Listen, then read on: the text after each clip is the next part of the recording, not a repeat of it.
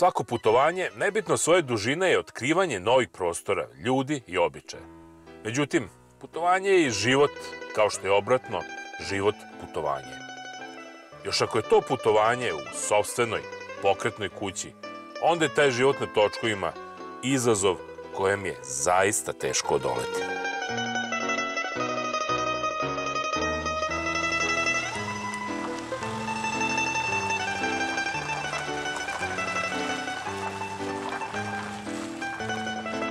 Krenuli smo iz jedinog organizovanog kampa u Novom Sadu, u okolini Novog Sada, bar za sada, iz Sremskih Karlovaca.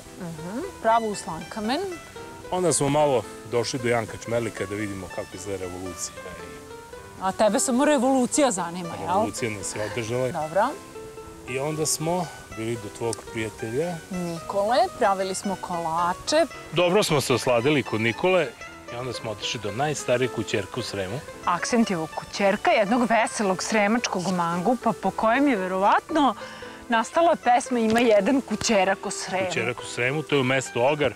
Dobro je spisko sve, ha? A, šta kažeš? Mrak pada, kiša se spušta. Lidija, dobro si proterala ovde. Gde smo sad?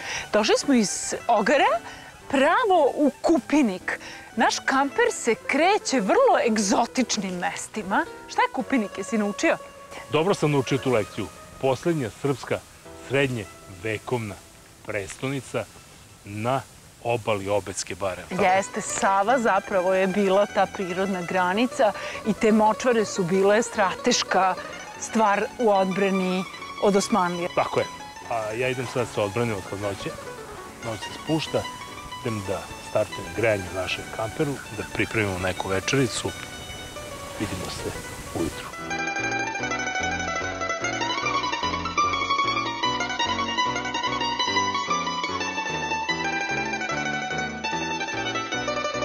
Majstore, šta ćemo? Ima drva. U ribara mokre gaće. Za večeru ne znam šta će. Ajde da vidimo.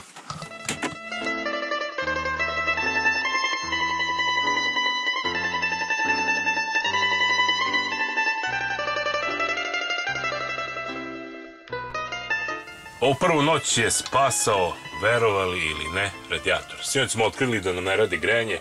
Napolju je nekih 8 stepeni. Imamo tople vode, dakle morat ćemo da podgrejemo u jednom lončiću. Srećom, kada su videli šta se dešava, naši ljubazni domaćini u Kupinovu dali su nam kablovski, odnosno električni priključak, pa se nismo noće smrzli. Šta da radimo? To su kamperske muke, ali jedno naručenije. Pre puta, dobro proverite kamper, dobro proverite njegovu ispravnost. Zamislite da smo negde otišli na neku severno more, da je -10. Šta bi onda bilo? Ili već dovoljno večeras da nismo imali struje. Idemo dalje. Novi dan počinje.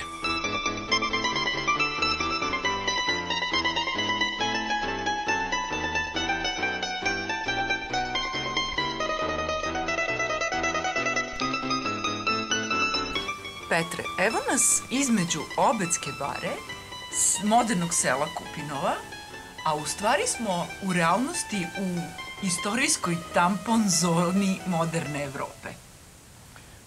Da, ovo ste vrlo usko i vrlo široko definisali. Jeste, na periferiji savremenog Kupinova, u najstarijem jezgru nekadašnjeg sela, odavde je u stvari sve i krenulo, ali odavde je krenulo sve tek nakon odlaska Turaka, znači posle Požarevačkog mira, odnosno već početkom 18. veka. Mnogo je dublja i veća i starija istorija ovog prostora, od praistorije naravno do modernih vremena, a to što je tampon zona Evrope, to je bila tampon zona između hrišćanske i osmanske Evrope, kada su naši despoti, njihovi podanici i veliki srpski ratnici koji su na ovim prostorima krvareći praktično branili hrišćansku Evropu od najezde Turaka, sačuvali svoj nacionalni identitet i srpsko biće na ovim prostorima.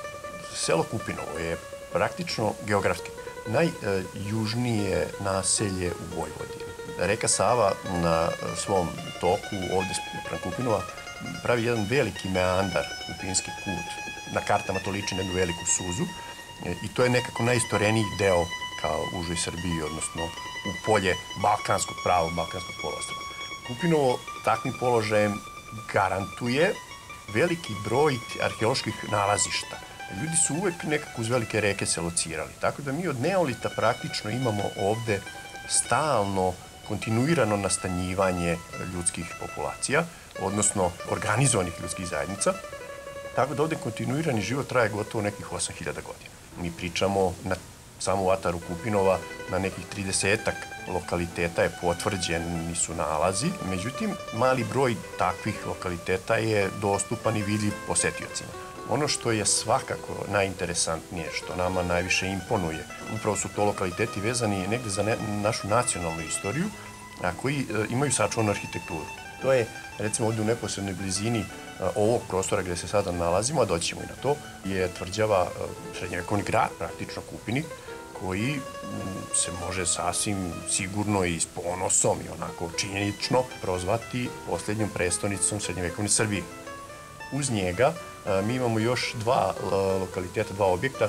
Oni čine jedan kompleks srednjevekovnih građevina, vrlo bliskih i prostorno, a hronološki svakako, s obzirom da je crkva Svetog Luke, koja je u neposrednoj blizini Kupinika, a evo i ovog lokaliteta gde smo sada, najstarija pravoslavna bogomolja severno Save i Dunava, znači na teritoriji Vojvodine, i to možemo da tvrdimo tako što znamo vreme njene gradnje.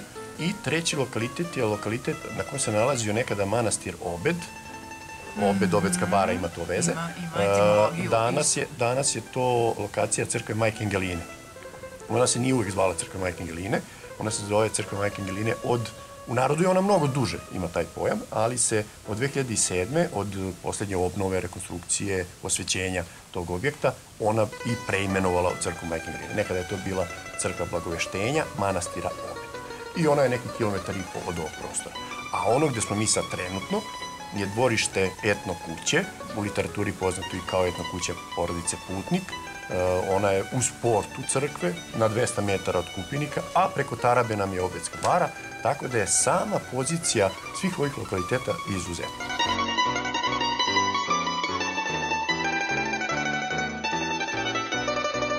Evo, pred ovim žrvnjem, kako lepo ona sluša, da se zakunemo, da. Kako bi beše ona anegdota vezana za Brankovića? Despot Đurađ Branković je nasledio posede despota Stefana Lazarevića, svog ujaka, i ovde u Južnoj Ugarskoj, i kao ugarski baron imao i obaveze prema Ugarskom dvoru. Nije to uvijek bilo sjajno, bilo je tu i sukoba, bilo je tu i idiličnih priča, zajedničkog ratovanja, ali i nekih sukoba.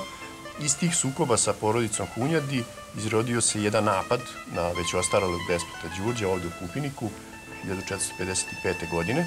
Tom prilikom je i sam stari despot učestvovao u borbi, branio se čovek, i tada su mu posečena 2 ili 3 prsta na desnoj ruci i on je dopao zarobljeništva. Iz zarobljeništva je otkupljen. Traži neki veći otkup, došlo je do razmene, tako da je despot vratio se na svoj tron i vratio se baš ovde u Kupinik. Nedugo posle toga je on i preminuo, već 456. godine on je preminuo, tako da je Kupinik eto iz te strane interesantan kao predmet sukoba ne samo sa hrišćani i Osmanlije, već i unutar hrišćanske Evrope i naših despota, ta razna previranja. Ovaj prostor je video baš svašta izgleda. Ovaj prostor je doživeo, video i živi i dalje svašta, zato što je na izuzetnom geografskom mestu naš slogan turističke organizacije opštine Pećinci je da je ovo prostor gde priroda grli istoriju. To je zapravo tako, jer sve se dešava u početku korita Obedske bare. Svi ovi naši lokaliteti su upravo locirani tu. Obedska bara je prirodna prepreka koja je mnoge osvajače ili u startu naterala da odustanu ili im otežala da dođu pod same bedeme Kupinika i da ozbiljnije ugroze tvrđavu. Bilo je tu i osvajanja, naravno. Na pohodu sultana Sulejmana na Beograd Kupinik je osvojen, kasnije razoren i od tada zapusteo. Evo, zakleli smo se na žrbu. Tako sam se ja zakleo na ostacima Kupinika da ćemo i ove godine, ali i svih narednih godina nešto mnogo ozbiljnije uraditi, da mu vratimo nekadašnji izgled, nekadašnji sjaj, ali svakako da radimo na insistiranju na njegovom značaju. Život ide dalje, tako se i naš točak polako okreće u pravcu jednog jedinstvenog parka prirode koji je svega 10 kilometara udaljen od Kupinova.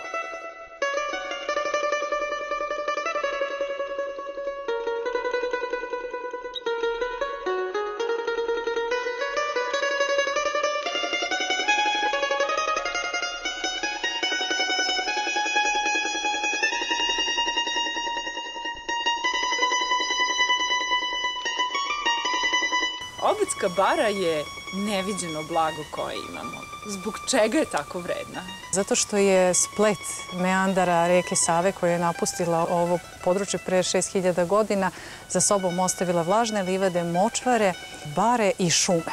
U tako raznovrsnom ekosistemskom kompleksu raste mnogo biljnog i životinjskog sveta koje nalazi život u ovim prostorima.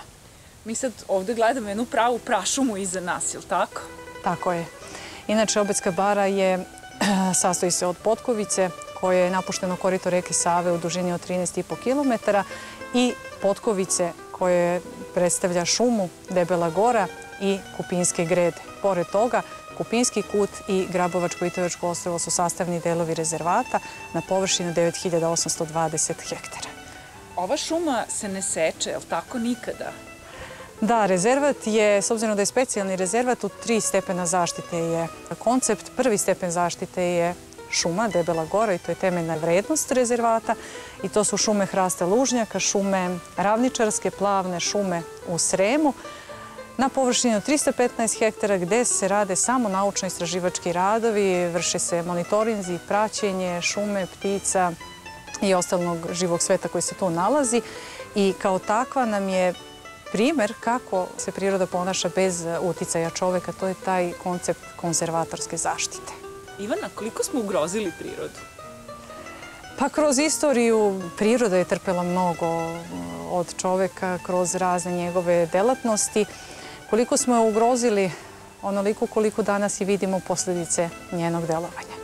Ono što smo svi svesni da mi bez prirode ne možemo opstati i da prosto pomoć koju danas priroda traži od čoveka je krajnje neophodna i priroda i šume neće opstati bez pomoći čoveka. Uz utisak da bi ovakav prirodni dragulj kamperima mogao bez mnogo investicija ponuditi mogućnost boravka, odlučili smo da potražimo mesto u ovom delu Srema koje bi putnicima, namernicima, pružilo ne samo prirodu, već i mogućnost organizovanog boravka.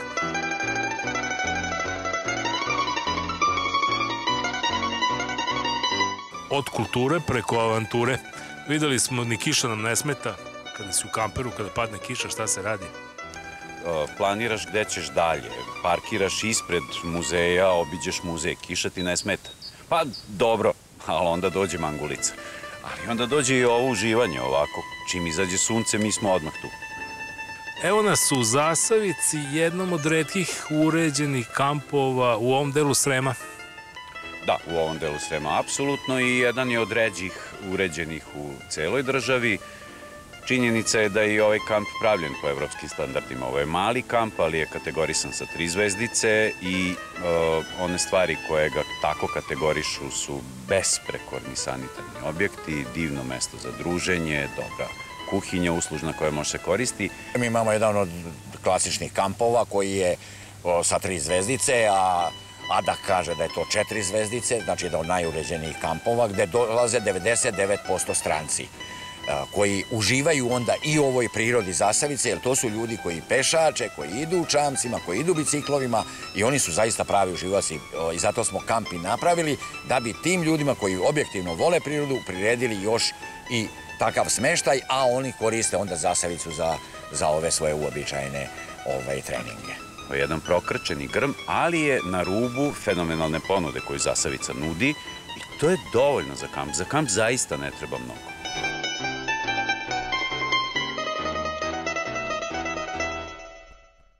U našem kamperskom serijalu već smo nekoliko puta pomenuli pojmove vinski Srem, svinjski Srem. Sada se nalazimo na možda idealnoj destinaciji gde vinski Srem prerasta u svinjski Srem i zapravo ovo je mesto za jedan užitak. Nalazimo se u selu Erdevik. Sa nama su lokalni vinari Đorđe Stojšić, poznati kao grof od Šišatoa, i njegov komšija iz Gruzije Ramazi Inašvili. Ovo je mesto poznato po dobrom vinu i po dobrim svinjskim specijalitetima. Čime se vi bavite zapravo? Pa kao što si rekao, postoji vinski Srem i svinjski Srem, a negde između to je gastronomski Srem. Naravno, Srem je nešto kao Berlin što je bio nekad, postoji sada istočni i zapadni, tako da osim Severne i Južne Koreje, posle pada Berlinskog zida, Srem je jedini koji je ostao podeljen na istočni i zapadni i vinski i svinski. Sada imate i petu odrednicu, to je gastronomski Srem. Upravo tako, jel kažu da na jednog Sremca ide jedna svinja, jel tako? Pa to su konzervativne procene. Onda ima više svinja nego Sremaca. Ramazi, otkud ti ovde kod nas, ti si Gruzinac, baviš se vinarstvom? Pa, to je porodični, splet porodičnih okolnosti, ali već sam ovde 3-4 godine, tako da se pomažem Sremcima da malo dodaju začine u svoje i vina i mesa i sve to, da uradimo malo tu, kako da kažem, raznorodnost, da prezentujemo Srem na neki drugi način. Ako se ne vjerujem, Gruzija je zapravo kolevka vina i kolevka dobre hrane i ti si doneo taj duh ovde. Pa ja sam doneo neko drugačije razmišljanje možda, ali nisam baš puno uticao na pravce koji su dalje, koji su vrlo dobri pravci, što se tiče i mesa, što se tiče vina. Dajemo samo taj drugačiji pogled na sve što nam priroda daje ovde. A drugačije razmišljanje je možda i najvažnije od svega. Treba imati dobru ideju. Đorđe, koje su ovde vinske sorte najzastupljenije i od čega vi pravite najbolje vina? Fruška Gora se nalazi na 45. paraleli, na koje je takođe i Burgundija, s obzirom da postoji dve reke, Sava i Dunav, koje okružuju Frušku Goru, postoji mikroklimat ovde, zahvaljujući kome uspevaju dobro i bele i crvene sorte. Srem je jedna čudesna zemlja u kojoj priroda nije štedila. Da li nešto od ovih vina izvozite na ozbiljna vinska tržišta? Nas u udruženju vinara Fruške Gore ima sad već oko 50 vinarija, ja mislim, i izvozimo, pa, ajde kažemo, u sve zemlje regiona, Nemačka, Švajcarska, Belgija, Amerika, Skandinavija, Kina, sve više se uopšte prepoznaje Srbija kao vinska zemlja i naravno Fruška Gora kao najveće i najbolje vinogorje u Srbiji, ajde kažem, najviše se izna za nas. Ne samo ovde kod vas u restoranu, već šta je onaj pravi sremački specijalitet koji ti pripremaš i koji, a ja kažem, najviše voliš? Meso, pa 5 mesta ispod toga prazno, meso i samo meso. Svinja, uglavnom je svinja ovde broj 1 i čak je, znaš, ono iz Srema šta da doneseš, možeš samo kuleni vino, realno, nema šta da poneseš drugo. I britvu da to sve rešiš. Kakav je to Sremac ako nema britvu u džepu? I sajlo oko pojasa da ne mogu da ga preseku u kafani. Vino, meso, koja je inače strategija nabavke namirnica za vas i vaš restoran ovde? To se zove princip crkvenog tornja, znači ne nabavlja se ništa, ni od koga ne možete vidjeti iz crkve. Znači, praktično kompletnu nabavku možete zatvoriti iz par okolnih sela i da nikad ne kročite u supermarket. Ramazi, šta je to od namirnica što vi nabavljate po ovom principu crkvenog tornja? To otprilike čini 90% naših jelovnika. Mi smo spojili i vina s ovog područja i ona mora da se uklopi svojim organoleptičkim elementima, da se uklopi i sa hranom koja je ovde. To je meso, suhomesnati proizvodi, mleko, sirevi, povrće, sve to manje više gaje na neki naturalni, organsko-biodinamički način, ali oni najbolje prezentuju Frušku Goru. To su sve proizvodi, 90% bazirani su na lokalnoj proizvodnji, gde iz par sela dobijamo sve što vidite ispred nas. Vidimo ovde, osim šunke, slanine i pršute i kulena, nekoliko vrsta sireva. Šta su vaši lideri u tom delu? Trenutno pred vama su kozi sirevi koji su na prirodnoj paši, koji su oko neki 10 km od nas, gde možete da upoznate tu kozu koja nam je poklonila svoj sir. Što se mene tiče, dosta je bilo priče. Momci, mi smo ovako ekipa od akcije, pa da krenemo. Erdevik je svega 100 km od Beograda, nešto bliže Novom Sadu. Ne propustite jedan vikenda da dođete ovde da uživate u savršenom vinu, savršenoj hrani i pre svega divnoj prirodi.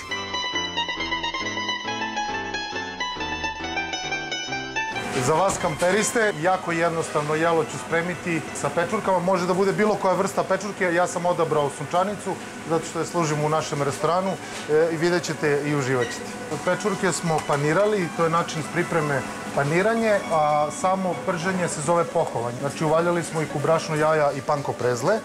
Zatim ćemo, posle blagog prženja, sa obe strane, sklonit ćemo pečurke da se ocede, stavit ćemo erdevički krem spanać, parmezan i panko prezle na vrh, znači to daje koricu našem jelu i one će se zapeći 7 do 8 minuta. Iscedite limuna preko toga i bit ćete zadovoljni. Baš jedno kampersko jelo koje će vas oduševiti, a brzo se sprema. Ako bude prema obećanjima naših sremačko-gruzijskih jataka Đorđa i Ramazija, u okviru njihovog imanja u Erdeviku, već iduće sezone možemo očekivati i mesto za prihvat modernih nomada, koji na ovoj destinaciji zaista mogu uživati u nesvakidašnjoj prirodi i svežem vazduhu. Verovatno nismo jedini koji su se ovim prostorima kretali da bi ga bolje upoznali i uživali u njima. Pa niste. Pre 125 godina je paroh Karlovački dobio od ondašnjeg episkopa, pa ne kažem zadatak, ali možemo reći da krene i da opiše Srem. I krenuo je, opisao je Srem i onda je izdata knjiga 30 dana na ubavu putu. Znači Srem je onda bio ubav, lep, tako ga je i nazvao. I onda je krenuo ujutru iz Karlovaca i došao je do Čornovca koji smo bili prvi na putu i obišao je 30 sela u Sremu. Onda je putovao i onda je opisivao, kaže, nepun sahat i po od Karlovaca stigli smo u selo Čortanovac. I šta je opisivao? Opisivao je kako izgledaju sela, kako su ljudi obučeni. Opisivao potese, to su delovi jatara u selima, kako se zovu, zašto je selo dobilo to ime. Čime se bave, da li je to pčelarstvo, voćarstvo, ratarstvo, kakve su im kuće, da li su uredne ili nisu, kakve su nam naravi, i ostavio nam je dragocen zapis. Znači, 30 dana je putovao, pa je onda tamo gde je zanoći, tu je kod lokalnog sveštenika noćio i tako nam je opisao Srem i ostao nam je lep zapis. I onda su se vi setili posle 125 godina da uradite, možda niste ni znali za njega, ali eto i vi ste bili na tim istim lokalitetima, a on je obišao više nego vi. Pa da, i to zaprežnim kolima.